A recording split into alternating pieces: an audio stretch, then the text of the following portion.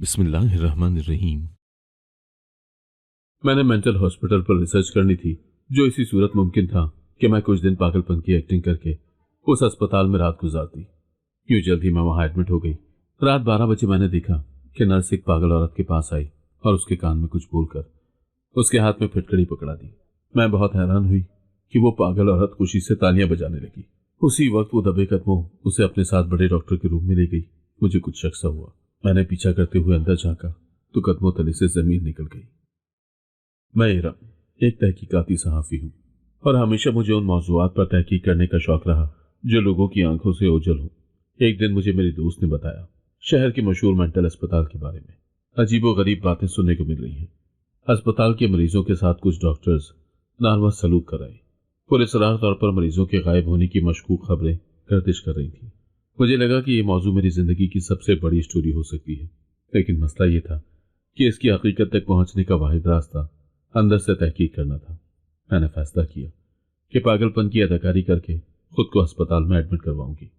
ایک دن میں نے اپنی دوست کی مدد سے منصوبہ بنایا۔ میں نے گلی میں لوگوں کے سامنے چیخنا شروع کر دیا، چیزیں توڑنا شروع کی اور اپنی حالت ایسی بنائی کہ پولیس کو مجھے پاگل سمجھ کر اسپتال لے جانا ہی پڑا۔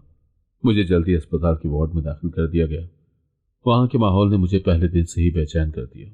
دیواروں پر نمی اور پھٹے ہوئے رنگ، مریضوں کی چیخیں اور نرسوں کے سخت رویے نے اس جگہ کو کسی ہارر فلم کے سین کی طرح بنا دیا تھا۔ اسپتال میں وقت گزارنا کسی خوفناک خواب سے کم نہ تھا۔ دن کے وقت نرسیں اور ڈاکٹر مریضوں کے ساتھ سختی سے پیش آتی، رات کے وقت ماحول اور بھی عجیب ہو جاتا۔ ایک رات جب میں اپنے کمرے کی کھڑکی سے باہر جھانک رہی تھی، ایک عجیب منظر نظر آیا۔ میں نے دیکھا کہ سفید کپڑوں میں ملبوس نرس ایک پاگل عورت کے پاس آئی۔ وہ عورت عجیب حرکتیں کر رہی تھی، ایسا لگ رہا تھا کہ وہ بہت تکلیف میں ہے، لیکن جیسے ہی نرس نے اس کے کان میں کچھ کہا اور اس کے ہاتھ میں پھٹکڑی پکڑائی، وہ خوشی سے تالیاں بجانے لگی۔ یہ منظر میرے لیے بہت پراسرار تھا۔ میں نے نرس کا پیچھا کرنے کا فیصلہ کیا۔ وہ پاگل عورت کو اپنے ساتھ لے کر ایک بند دروازے کی طرف جا رہی تھی۔ میں نے دبے قدموں ان کا پیچھا کیا اور دروازے کی طرف سے اندر جھانکا۔ کمرے کے اندر جو منظر میں نے دیکھا وہ میری زندگی کا سب سے خوفناک لمحہ تھا۔ اسپتال کے بڑے ڈاکٹر کا کمرہ کسی عجیب سی لیبارٹری کا منظر پیش کر رہا تھا۔ کمرے کے ایک طرف آلات رکھے ہوئے تھے اور دوسری طرف ایک بڑا آپریشن ٹیبل تھا جس پر پہلے سے ایک مریض لیٹا ہوا تھا۔ ڈاکٹر اور نرس آپس میں دھیمی آواز میں بات کر رہے تھے۔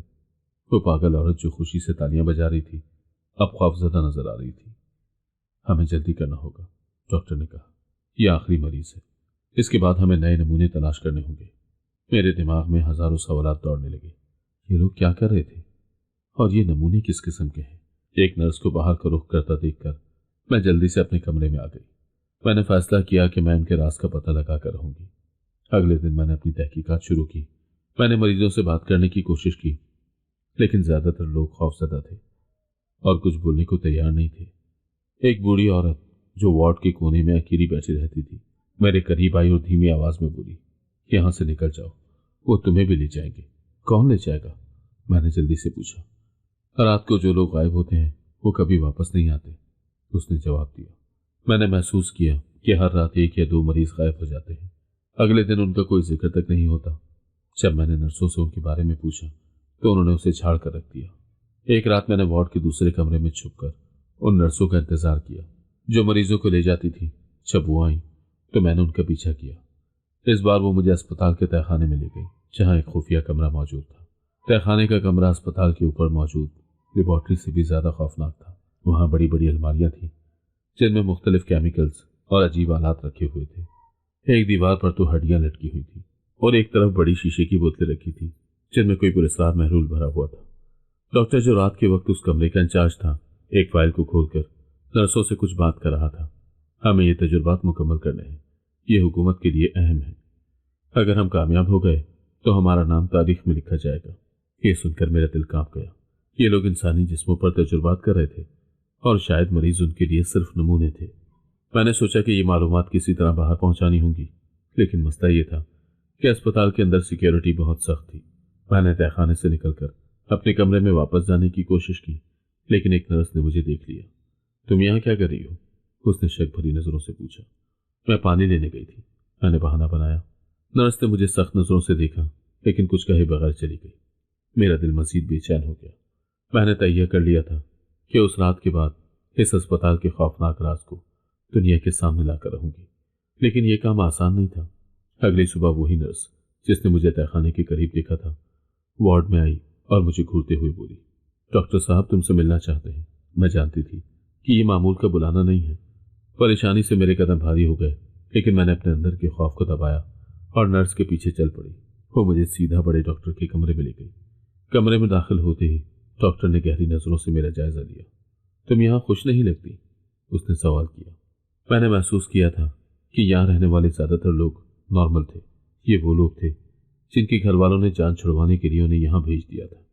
میں یہاں آرام کرنے آئی ہوں، لیکن یہاں کا ماحول عجیب ہے، میں نے دھیرے سے جواب دیا۔ ڈاکٹر نے مسکرا کر کہا، ہماری ذمہ داری ہے کہ مریضوں کو آرام دیں، لیکن کچھ مریض زیادہ سوالات کرتے ہیں اور یہ ان کے علاج میں رکاوٹ بنتا ہے۔ اب تم ایسا نہیں کرو گی، ٹھیک ہے؟ میں نے سر ہلا دیا۔ میں نہیں چاہتی تھی کہ وہ مجھ پر شک کرنے لگے۔ ان کی باتوں سے واضح تھا کہ وہ مجھ پر نظر رکھ رہے ہیں۔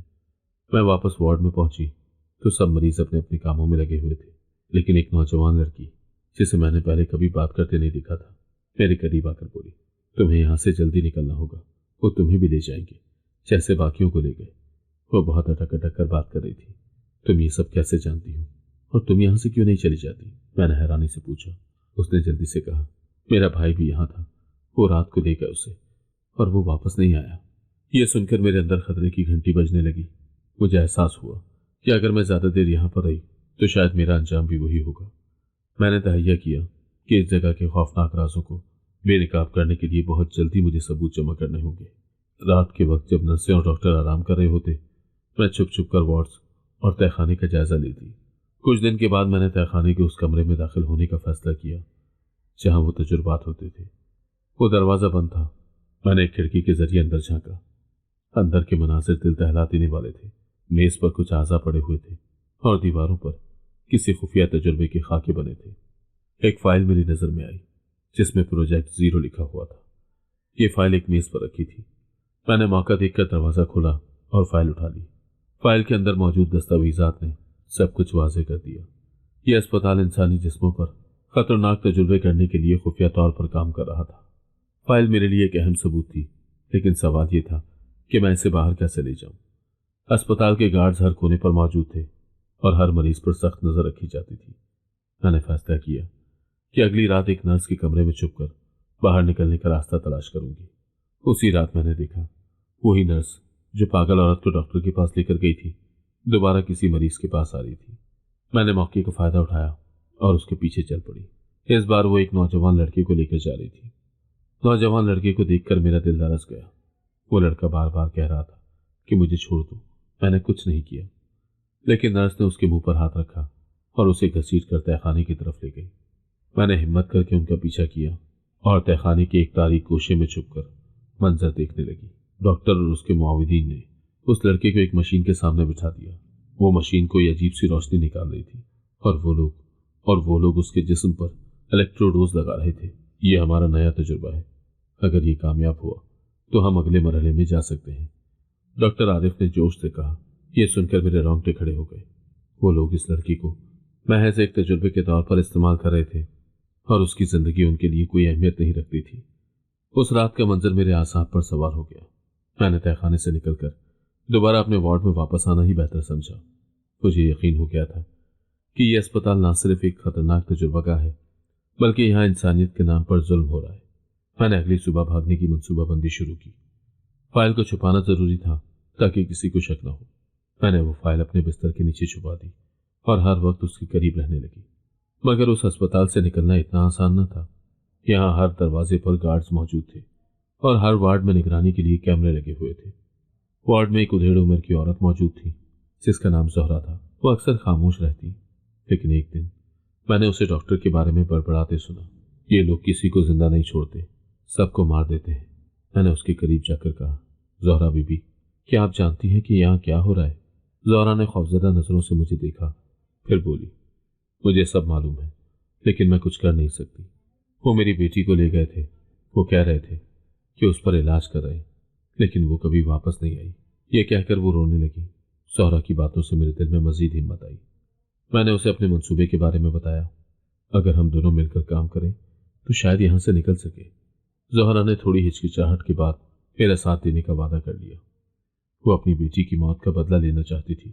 اس رات ہم نے اپنے منصوبے کا پہلا قدم اٹھایا۔ زہرا نے نرسوں کا دھیان بٹانے کی ذمہ داری لی، جبکہ میں نے تہخانے سے مزید شواہد اکٹھے کرنے کا فیصلہ کیا۔ جب نرسیں مصروف تھیں، میں دبے قدموں تہخانے پہنچی۔ وہاں کی تاریکی اور خاموشی نے میرے دل کو دہلا دیا، لیکن میں جانتی تھی کہ مجھے ہار نہیں ماننی۔ میں نے کمرے کا دروازہ کھولنے کی کوشش کی، مگر وہ لاک تھا۔ اچانک مجھے ایک سایہ اپنی طرف آتا ہوا محسوس ہوا۔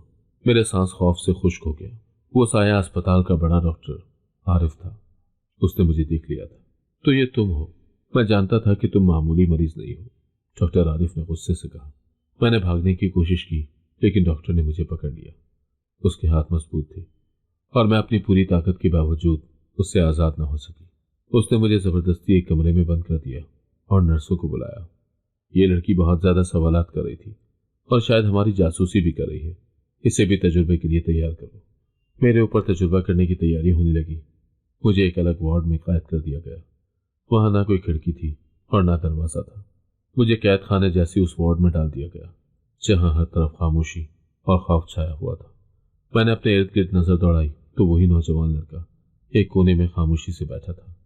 اس کی آنکھوں میں خوف اور تھکن واضح تھی، جیسے اس نے کچھ بھی امید چھوڑ دی ہو۔ تم ٹھیک ہو؟ میں نے آہستہ سے پوچھا۔ یہ جگہ جہنم ہے، نوجوان نے تھکے ہوئے لہجے میں کہا۔ وہ ہمیں تجربات کے لیے استعمال کر رہے ہیں۔ جو بھی اس وارڈ میں آتا ہے وہ یا تو غائب ہو جاتا ہے یا زندہ لاش بن کر واپس آتا ہے۔ اس کی اس بات نے میرے دل میں مزید خوف اور بے چینی پیدا کر دی، لیکن ساتھ ہی ایک عزم بھی پیدا ہوا کہ میں اس جگہ کے راز کو دنیا کے سامنے لا کر رہوں گی۔ تم یہاں کتنے دنوں سے ہو؟ میں نے پھر سے پوچھا۔ مجھے یاد بھی نہیں، اس نے آہ بھرتے ہوئے کہا، لیکن مجھے یقین ہے کہ میرا انجام بھی وہی ہوگا جو باقیوں کا ہوا۔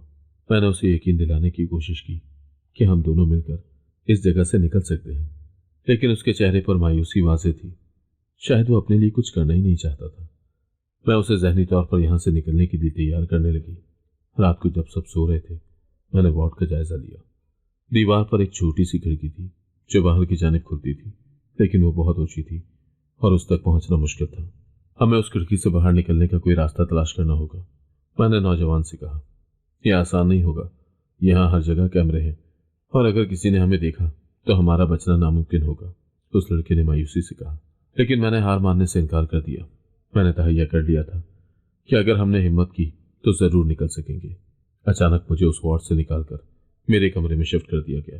شاید وہ یہ دیکھنا چاہتے تھے کہ میرے ساتھ کون کون شامل ہے۔ اگلی صبح میں نے زہرا کو وارڈ میں نہ پایا۔ اس کی غیر موجودگی نے میرے دل کو دہلا دیا۔ نرسوں سے پوچھنے پر انہوں نے صاف انکار کر دیا کہ زہرا تو کبھی یہاں تھی ہی نہیں۔ تم نے خود سے زہرا نامی کردار تخلیق کر لیا تھا۔ تم پاگل ہو، اسی لیے تو یہاں پڑی ہو۔ اس کی بات سن کر میں خاموش ہو گئی۔ اور کر بھی کہہ سکتی تھی، وہ ہمیں بھی ختم کرنا چاہتے ہیں۔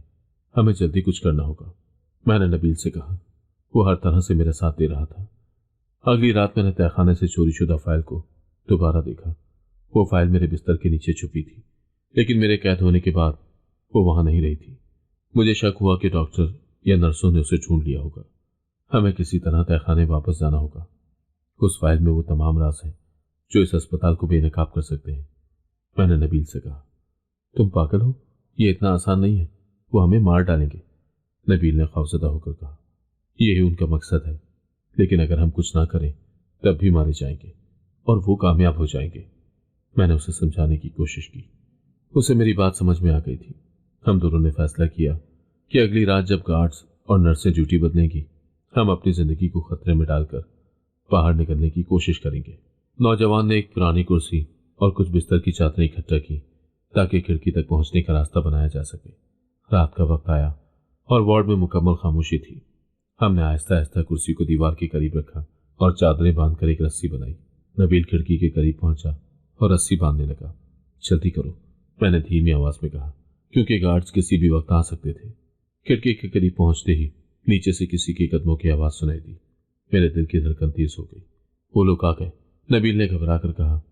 ہم دونوں حد سے زیادہ ڈر گئے تھے۔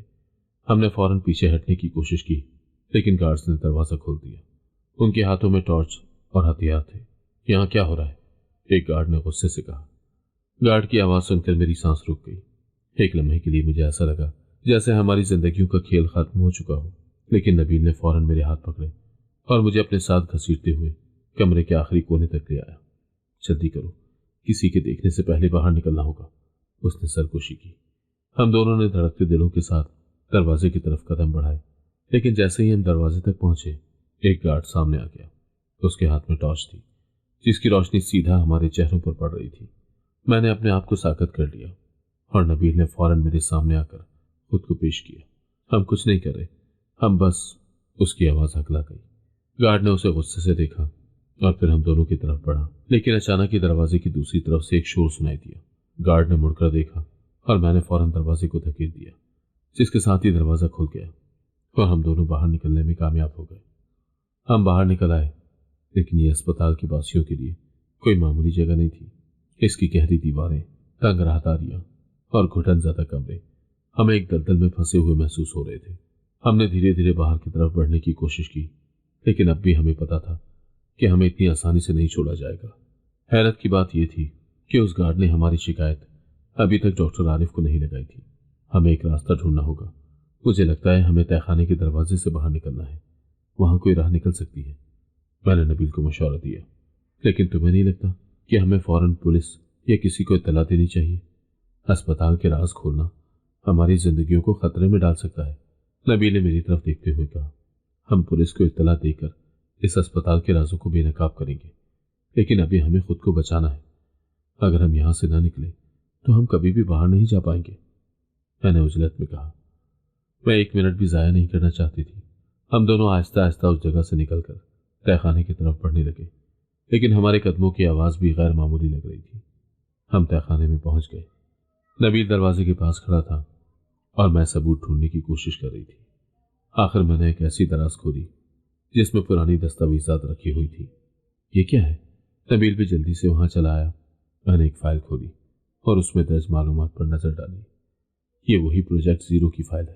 اس میں اسپتال کے تجربات اور انسانوں پر کیے جانے والے جرائم کے بارے میں معلومات ہیں، میں نے جلدی سے کہا۔ اب ہم نے فیصلہ کیا کہ ہم ان دستاویزات کو لے کر فوراً باہر نکلیں گے، کیونکہ یہی وہ ثبوت تھے جو اسپتال کی حقیقت کو بے نقاب کر سکتے تھے۔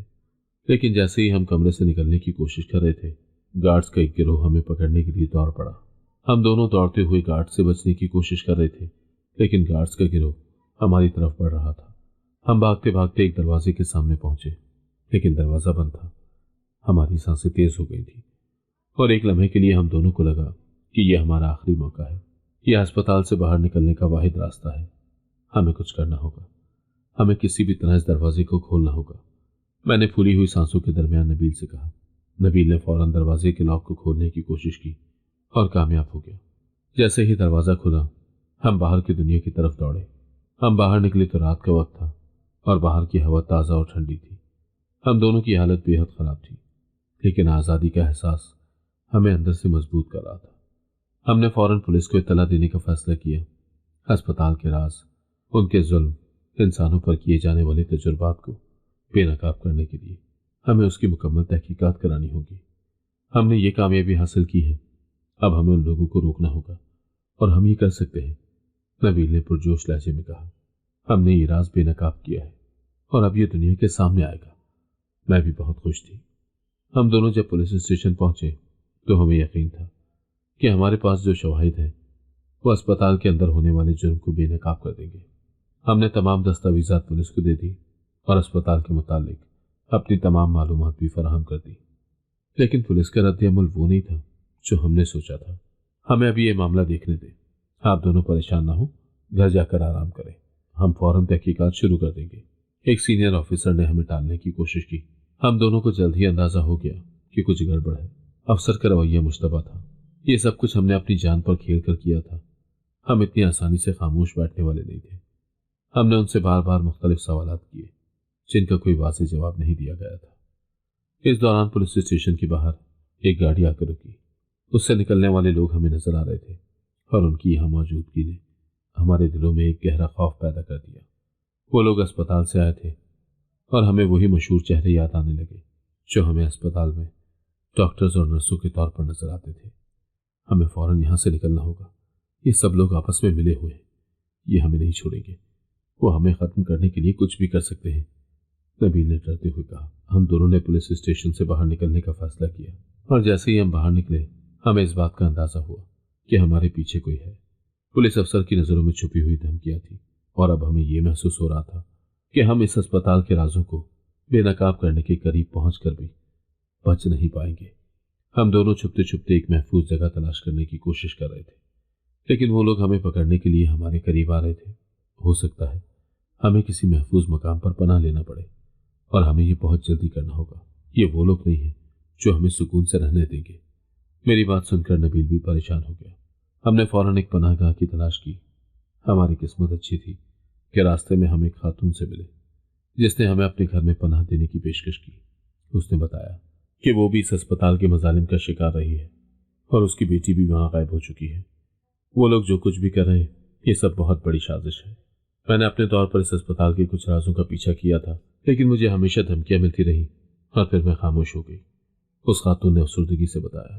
خاتون نے ہمیں یہ بھی بتایا کہ اسپتال میں جو تجربات ہو رہے ہیں وہ صرف انسانی جسم پر نہیں بلکہ دماغی سطح پر بھی کیے جا رہے ہیں۔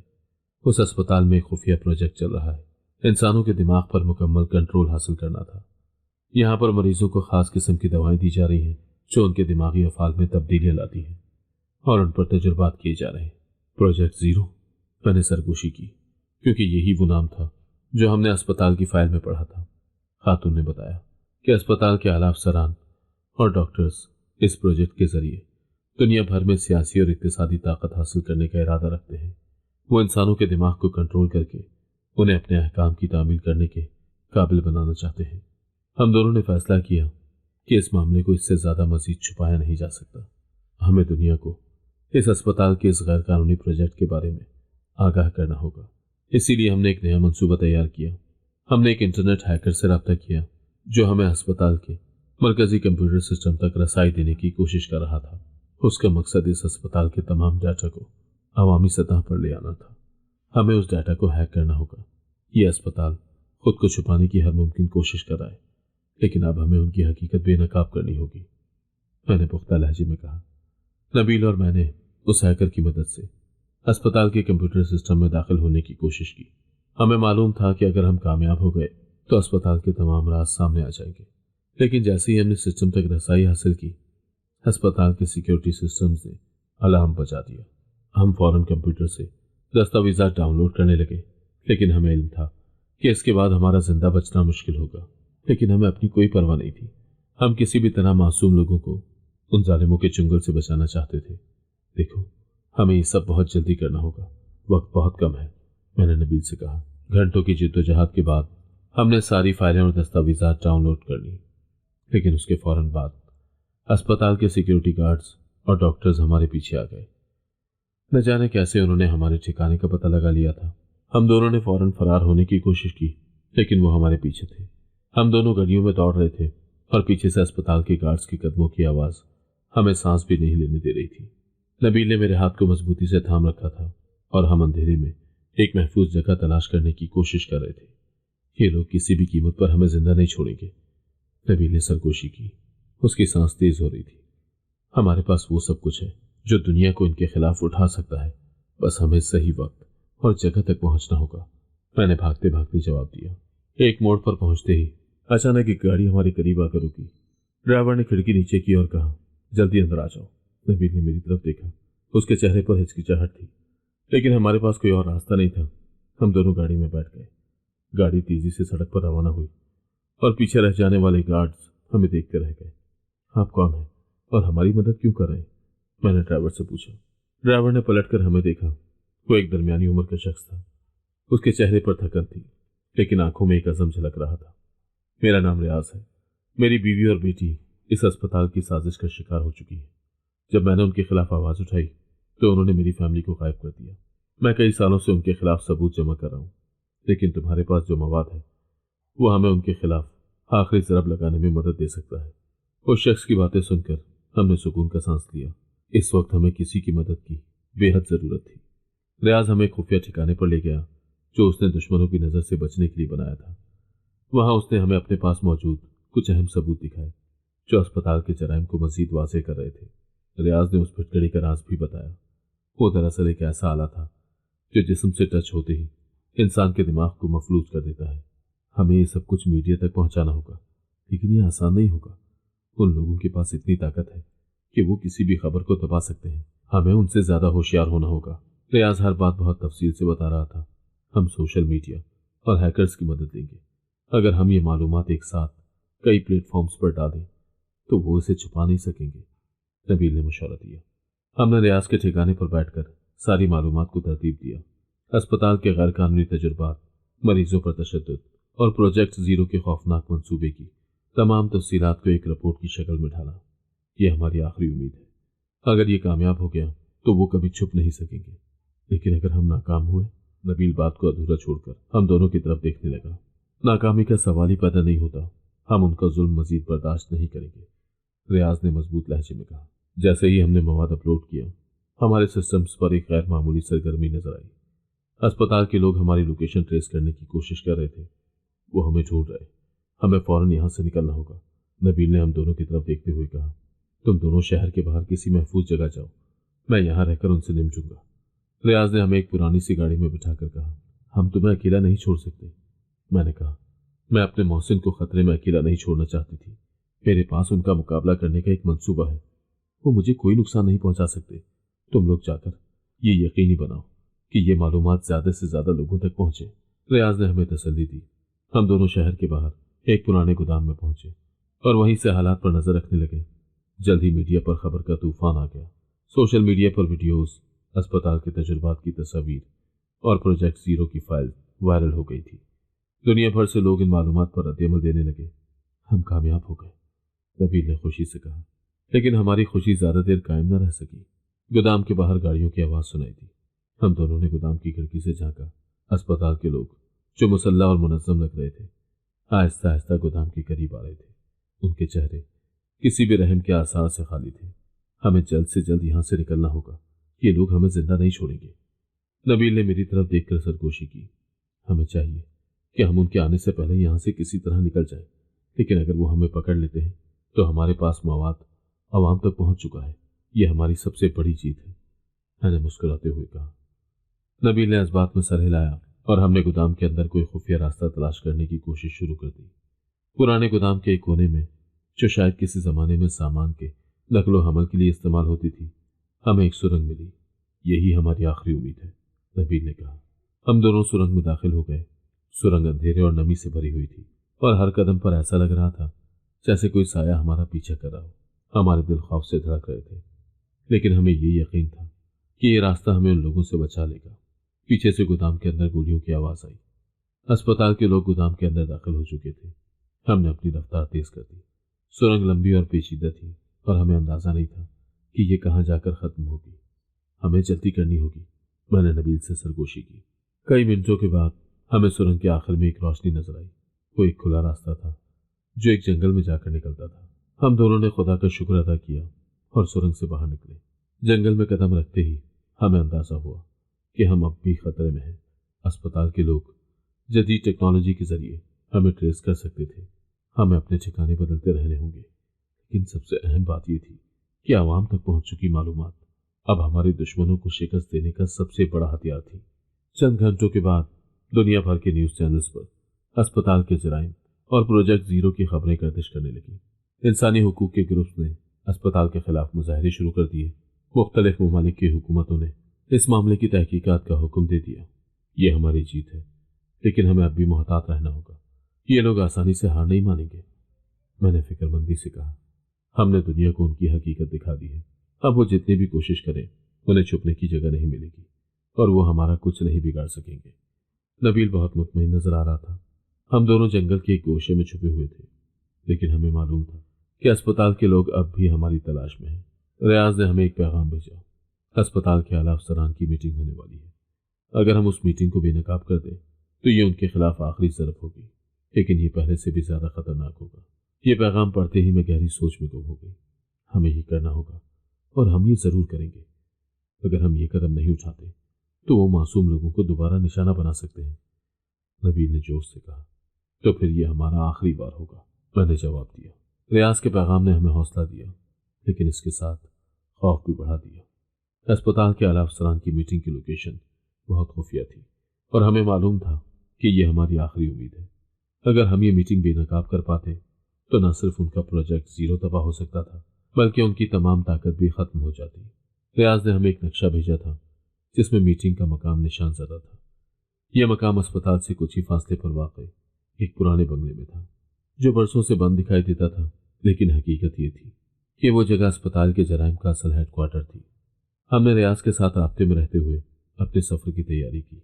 راستہ دشوار تھا اور ہمیں ہر لمحہ ایسا لگ رہا تھا جیسے کوئی ہمیں دیکھ رہا ہو۔ یہ ان کی سب سے محفوظ جگہ ہے، یہاں پر ان کی نگرانی کا نظام بھی بہت سخت ہوگا، اسی لیے ہمیں بہت احتیاط برتنی ہوگی۔ میں نے فکر مندی سے کہا۔ کئی مہینوں کی بھاگ دوڑ نے ہمیں تھکا دیا تھا، ہمیں اندر داخل ہونے کے لیے ایک زبردست سے منصوبے کی ضرورت ہوگی، نبیل نے جواب دیا۔ ریاض نے ہمیں ایک منصوبہ بتایا۔ اس نے کہا کہ ہم ایک خفیہ سرنگ کے ذریعے اس بنگلے میں داخل ہو سکتے ہیں جو کہ برسوں پہلے بنائی گئی تھی۔ یہ سرنگ سیدھا بنگلے کے تہہ خانے تک جاتی ہے جہاں یہ میٹنگ ہو رہی تھی۔ ہم سرنگ کے ذریعے بنگلے میں داخل ہوئے۔ یہ جگہ خالی اور سنسان دکھائی دے رہی تھی، لیکن ہر طرف جدید سیکیورٹی کیمرے نصب تھے۔ ہم نے احتیاط سے آگے بڑھتے ہوئے تہہ خانے تک پہنچنے کی کوشش کی۔ تہہ خانے میں داخل ہوتے ہی ہمیں ایک بڑی میز کے گرد بیٹھے ہوئے کئی لوگ نظر آئے۔ ان کے سامنے پروجیکٹ زیرو کی دستاویزات رکھی تھی اور وہ اس منصوبے کے اگلے مرحلے پر بات کر رہے تھے۔ ان کی گفتگو سن کر ہمارے جسم پر کپکپی تاری ہو گئی۔ ہم پروجیکٹ زیرو کو اگلے مرحلے میں لے کر جا رہے ہیں۔ ہم نے اب تک مریضوں پر جو تجربات کیے ہیں وہ کامیاب رہے ہیں۔ اب ہمیں یہ ٹیکنالوجی حکومتوں کو بیچنی ہوگی، دنیا ہماری مٹھی میں ہوگی۔ ایک شخص نے پیشہ ورانہ لہجے میں کہا، یہ لوگ پاگل ہیں۔ نبیل نے سرگوشی کی۔ میں نے اسے خاموش رہنے کا اشارہ کیا۔ ہم نے ان کی باتوں کو خفیہ طور پر ریکارڈ کرنا شروع کر دیا۔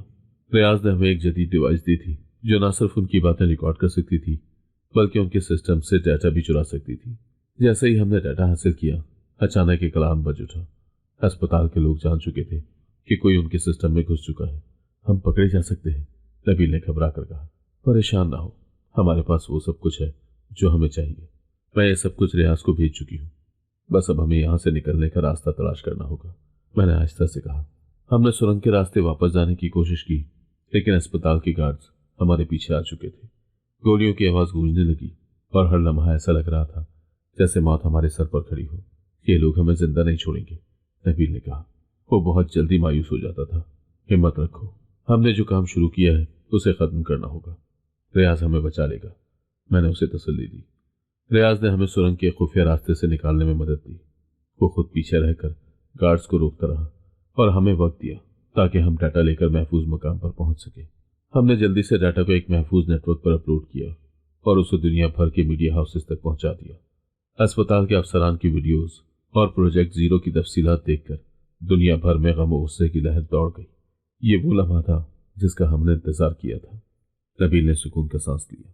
دنیا بھر میں اسپتال کے جرائم بے نقاب ہونے کے بعد عوامی رد عمل شدید تھا۔ حکومتوں نے فوری تحقیقات کے احکامات جاری کیے اور اسپتال کے کئی افسران کو گرفتار کر لیا گیا، لیکن یہ محض شروعات تھی۔ ہم نے سوچا کہ ہماری جنگ ختم ہو چکی ہے، لیکن حقیقت یہ تھی کہ دشمن نے خاموشی سے اپنا وار ہمارے خلاف تیار کر لیا تھا۔ اسپتال کے باقی ماندہ افسران جو پکڑے نہیں گئے تھے وہ زیر زمین چلے گئے۔ ان کے پاس اب بھی بڑی طاقت اور وسائل موجود تھے۔ ہم بھی منظر سے غائب تھے، ہماری جان کو خطرہ تھا۔ اس لیے ایک رات جب ہم جنگل میں چھپے ہوئے تھے، ریاض نے ہمیں ایک اہم اطلاع دی جسے سن کر ہم دم بخود رہ گئے۔ اسپتال کے باقی لوگ پروجیکٹ زیرو کو نئی جگہ منتقل کر رہے ہیں۔ وہ اب بھی اسے مکمل کرنے کی کوشش کر رہے ہیں۔ یہ کیسے ممکن ہے؟ ہم نے ان کا سب کچھ بے نقاب کر دیا، نبیل نے حیرانی سے پوچھا۔ یہ لوگ کئی دہائیوں سے اس منصوبے پر کام کر رہے ہیں۔ ان کے پاس متبادل جگہیں اور وسائل ہیں۔ ہمیں ان کا پیچھا جاری رکھنا ہوگا ورنہ وہ دوبارہ سر اٹھا لیں گے، ریاض نے یہ کہہ کر سرداہ بھری۔ ریاض نے ہمیں ایک اور نقشہ دکھایا جس پر ایک دور دراز پہاڑی علاقے کا نشان تھا۔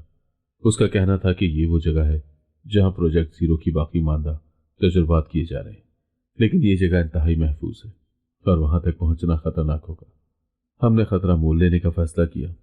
ہم نے اپنے ساتھ چند بنیادی ہتھیار اور وہ آلات لیے جو ریاض نے مہیا کیے تھے۔ یہ سفر نہ صرف طویل تھا بلکہ ہر قدم پر موت کا سامنا بھی تھا۔ اس بار ریاض بھی ہمارے ساتھ تھا۔ چند دن کے سفر کے بعد ہم ایک گہری وادی میں پہنچے۔ یہاں ایک جدید اور خفیہ اڈہ قائم تھا جہاں اسپتال کے لوگ اپنی سرگرمیاں جاری رکھے ہوئے تھے۔ ہمیں اڈے کے اندر جانے کے لیے ایک منصوبہ بنانا تھا۔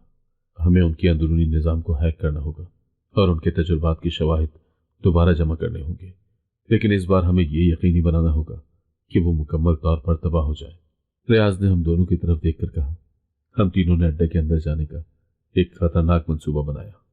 ریاض نے ایک طرف سے ان کی نگرانی کے نظام کو غیر فعال کیا، جبکہ میں اور نبیل ایک سرنگ کے ذریعے اندر داخل ہوئے۔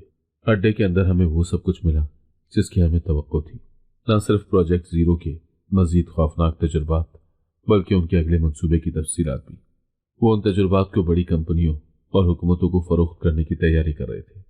یہ لوگ اتنی آسانی سے رکنے والے نہیں ہیں، نبیل نے سرگوشی کی۔ لیکن ہم بھی نہیں رکنے والے، میں نے جواب دیا۔ ہم نے ان کے نظام سے تمام شواہد نکال لیے اور ان کے کمپیوٹر سسٹمز میں وائرس ڈال دیا جو ان کے تمام ڈاٹا کو تباہ کرنے کے لیے کافی تھا۔ یہ وائرس ریاض نے بہت سالوں کی محنت سے بنایا تھا، لیکن جیسے ہی ہم باہر نکلنے کی کوشش کر رہے تھے دشمن نے ہمیں گھیر لیا۔ بھاگو، ریاض نے چیخ کر کہا اور ہمیں سرنگ کی طرف دھکیل دیا۔ وہ خود پیچھے رہ گیا تاکہ ہمیں نکلنے کا وقت مل سکے۔ ہم تو بچ گئے لیکن ریاض مارا گیا۔ ریاض کی قربانی نے ہمیں سرنگ سے نکلنے کا وقت دیا، لیکن اس کی موت ہمارے لیے ایک زخم تھا۔ ہم نے پیچھے مڑ کر دیکھا، وہ اڈا ایک دھماکے کی زد میں آ چکا تھا۔ ریاض نے اپنے ساتھ دشمن کا پورا اڈا تباہ کر دیا تھا۔ ہم نے ریاض کو کھو دیا، لیکن شاید یہ اس کی جنگ کا آخری موڑ تھا، نبیل نے بھیگے لہجے میں کہا۔ اس کی آنکھوں میں آنسو تھے۔ ریاض کی قربانی کے بعد دنیا بھر میں اسپتال کے جرائم اور پروجیکٹ زیرو کے خلاف کارروائیوں میں تیزی آ گئی۔ عوامی دباؤ اور حکومتوں کی تحقیقات نے اسپتال کی باقیات کو بھی بے نقاب کر دیا۔ اسپتال کے اعلیٰ افسران جو ابھی تک چھپے ہوئے تھے ایک ایک کر کے گرفتار ہونے لگے۔ ہم نے اپنی زندگی کا سب سے بڑا خطرہ مول لیا تھا اور اس کا نتیجہ ہمارے حق میں نکلا، لیکن یہ جیت آسان نہیں تھی۔ ہم نے اپنے قریبی ساتھی کو کھویا تھا۔ اس جنگ میں ریاض زندگی کی بازی ہار گیا تھا۔ اس کی یادیں ہمیشہ ہمارے دلوں میں رہیں گی۔ نبیل اور میں نے اپنی زندگی کو پھر سے شروع کرنے کا فیصلہ کیا، لیکن اب ہماری منزل صرف اپنی ذاتی زندگی نہیں تھی۔ ہم نے ریاض کے خواب کو زندہ رکھنے کا عہد کیا، ایسے لوگوں کے حق میں آواز بلند کرنا جو ظلم اور استحصال کا شکار تھے۔ ہم نے ایک تنظیم کی بنیاد رکھی جس کا مقصد دنیا بھر میں خفیہ اور غیر قانونی تجربات کو روکنا تھا۔ اس تنظیم نے نہ صرف پروجیکٹ زیرو جیسے منصوبوں کو جڑ سے اکھاڑ پھینکنے کا کام کیا، بلکہ مظلوموں کو انصاف دلانے کی کوشش بھی کی۔ پوری دنیا نے اسپتال کے انجام سے سبق سیکھا اور انسانی حقوق کے قوانین کو مزید سخت کر دیا گیا۔ پروجیکٹ زیرو کی تباہی ایک مثال بن گئی اور کسی بھی حکومت یا تنظیم نے دوبارہ اس طرح کے منصوبے کی ہمت نہیں کی۔ نبیل اور میں پرسکون زندگی کی طرف لوٹ آئے، لیکن ہر روز ہم ان چہروں کو یاد کرتے جنہوں نے ہمارے ساتھ اس جنگ میں ساتھ دیا تھا۔ ریاض، وہ پاگل عورت جس نے ہمیں ابتدائی اشارہ دیا، اور دیگر تمام مظلوم جنہوں نے اپنی کہانیاں دنیا کے سامنے لانے کے لیے قربانیاں دی۔ یہ کہانی صرف ہماری نہیں تھی، یہ ان سب لوگوں کی تھی جو ظلم کے خلاف اٹھ کھڑے ہوئے اور اپنی جانوں کی پرواہ کیے بغیر دنیا کو ایک بہتر جگہ بنانے کی کوشش کرتے رہے۔ ہماری جد و جہد ختم ہو چکی تھی، لیکن دنیا میں ایسے بہت سے مظلوم اب بھی موجود تھے جنہیں انصاف کی ضرورت تھی۔ یہ جنگ کبھی ختم نہیں ہوتی، لیکن ہر چھوٹی جیت انسانیت کے لیے ایک بڑی امید بن کر ابھرتی ہے۔ اسی امید کو روشن کرنے کے لیے نبیل اور میں نے اپنی تنظیم کو مزید وسیع کیا اور عالمی سطح پر اپنے مشن کو آگے بڑھایا۔ ہماری تنظیم نہ صرف مظلوموں کو انصاف فراہم کر رہی تھی، بلکہ انسانی حقوق کے بارے میں آگاہی پھیلانے کا کام بھی کر رہی تھی۔ ریاض کی قربانی ہمیں ہر لمحہ یاد آتی رہی۔ ہم نے اس کے نام ایک یادگار تعمیر کی، جہاں ہم ہر سال ان تمام لوگوں کو خراج تحسین پیش کرتے ہیں جو ظلم کے خلاف لڑتے ہوئے شہید ہوئے۔ دنیا نے آہستہ آہستہ بدلنا شروع کیا۔ ہماری تنظیم کے ذریعے کئی خفیہ منصوبے بے نقاب ہوئے اور انسانوں پر ہونے والے غیر قانونی تجربات بند کیے گئے۔ ہم نے دنیا بھر کے نوجوانوں کو اپنے مقصد سے جوڑا اور انہیں سکھایا کہ ظلم کے خلاف آواز بلند کرنا کیوں ضروری ہے۔ اب جب ایک بار پھر شہر میں ایک نیا مینٹل ہاسپٹل بن رہا تھا، میں پریشان ہو گئی۔ ہم نے ایک بہت بڑی جنگ جیتی تھی، لیکن ہمیں یہ یاد رکھنا ہوگا کہ ظلم ہمیشہ کسی نہ کسی شکل میں واپس آ سکتا ہے۔ میں نے نبیل کو کہا، پریشان ہونے کی ضرورت نہیں ہے رم، ہم نے جو بنیاد رکھی ہے وہ اس بات کی ضمانت ہے کہ آنے والی نسلیں اس جنگ کو آگے بڑھائیں گی۔ ہمیں اب بھی امید ہے اور امید کبھی ختم نہیں ہوتی۔ نبیل کی بات سن کر میں مطمئن ہو گئی۔ ہم دونوں نے شادی کر لی اور اپنی زندگی کو تنظیم کے لیے وقف کر دیا۔ بڑھاپے میں قدم رکھنے کے بعد ہم دونوں نے تنظیم کو چھوڑ دیا۔ اب ہم پہلے کی طرح چستی سے کام نہیں کر سکتے تھے، لیکن ہماری تنظیم ہماری غیر موجودگی میں بھی پوری قوت کے ساتھ کام کرتی رہی۔ ہم نئی نسل کو اس تنظیم کے لیے کام کرتے ہوئے دیکھ رہے تھے۔ ہماری جدوجہد نے دنیا کو بدل دیا تھا، اور ہم نے اپنی کہانی کو ایک مثال بنا کر پیش کیا تاکہ لوگ سمجھ سکیں کہ سچائی اور انصاف کے لیے لڑنا کتنا ضروری ہے۔ ہماری کہانی کا یہ اختتام ایک نئے آغاز کا اشارہ تھا۔ یہ ایک یاد دہانی تھی کہ ہر جدوجہد، چاہے وہ کتنی ہی مشکل کیوں نہ ہو، دنیا کو بہتر بنانے کے لیے ضروری ہوتی ہے۔ ظلم کے خلاف اٹھنے والی ہر آواز ایک امید کی کرن ہے جو اندھیرے کو روشنی میں بدل سکتی ہے۔ اگر آپ کو آج کی کہانی پسند آئی ہے تو ویڈیو کو ضرور لائک کیجیے گا اور اپنے دوستوں کے ساتھ بھی شیئر کیجیے گا، اور ہاں، اگر آپ نے ابھی تک ہمارا چینل سبسکرائب نہیں کیا تو ضرور سبسکرائب کریں۔ ملتے ہیں کل ایک نئی اور دلچسپ کہانی کے ساتھ۔ اللہ حافظ۔